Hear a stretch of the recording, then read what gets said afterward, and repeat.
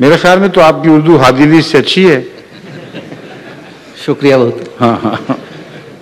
حضور مردوں کی طرف سے سر دست آخری سوال مکرم شیخ سلیم احمد صاحب کریں گے. ٹھیک آپ ہے. کا تعلق فیصل آباد پاکستان سے. جی جی. السلام علیکم ورحمۃ اللہ. حضور وعلیکم السلام. حضور شیخ سلیم احمد فیصل آباد پاکستان سے. حضور نبی کریم صلی اللہ علیہ وآلہ وسلم ہجرت کے بعد جب مکہ فتح ہوا تو فاتح مکہ کی حیثیت سے مکہ میں داخل ہوئے. فاتح مکہ کی جی ٹھیک.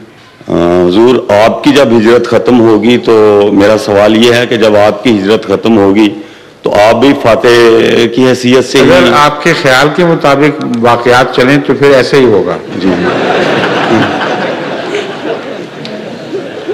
اگر آپ کا خیال میری ہجرت اور اس کے خیالات ڈھالنے والا بنا جی تو پھر وہی ہوگا جو آپ چاہتے ہیں. انشاءاللہ. نہیں ایسا نہیں ہوگا.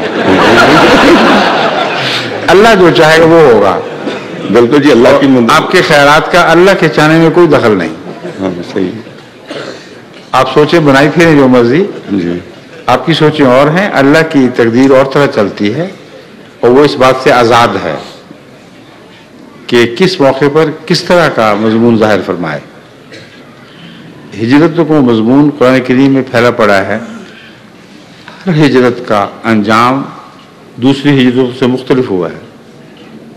ایک موسیٰ علیہ السلام کی ہجرت تھی, ایک یونس علیہ السلام کی ہجرت تھی, ایک عیسیٰ علیہ السلام کی ہجرت تھی, ایک رسول اللہ صلی اللہ علیہ وسلم کی ہجرت ہے.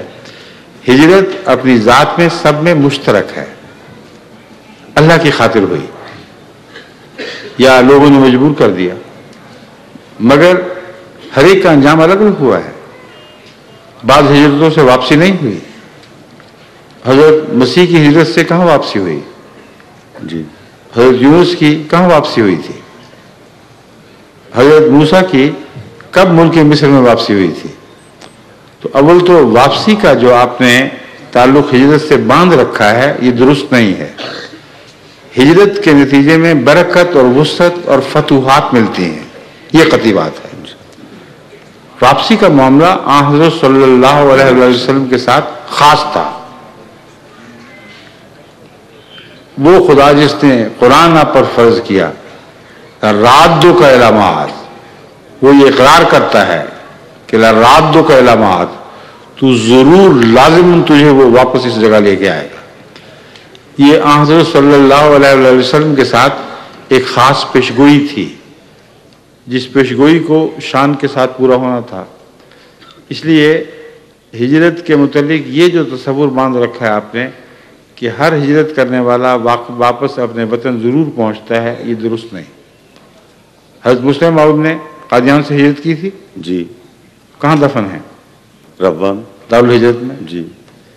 تو اس لیے یہ جو مضمون آپ نے خود بخود بنا لیے ہے یہ اللہ پر ٹھونسا نہیں جا سکتا. دعا کریں کہ اللہ تعالیٰ اس ہجرت کو وہ ہجرت بنائے جو وطن کی واپسی والی یعنی زندگی میں واپسی کی توفیق پاتی ہے. اس سے زیادہ آپ کچھ نہیں کر سکتے. آمین. السلام علیکم. شکریہ جی.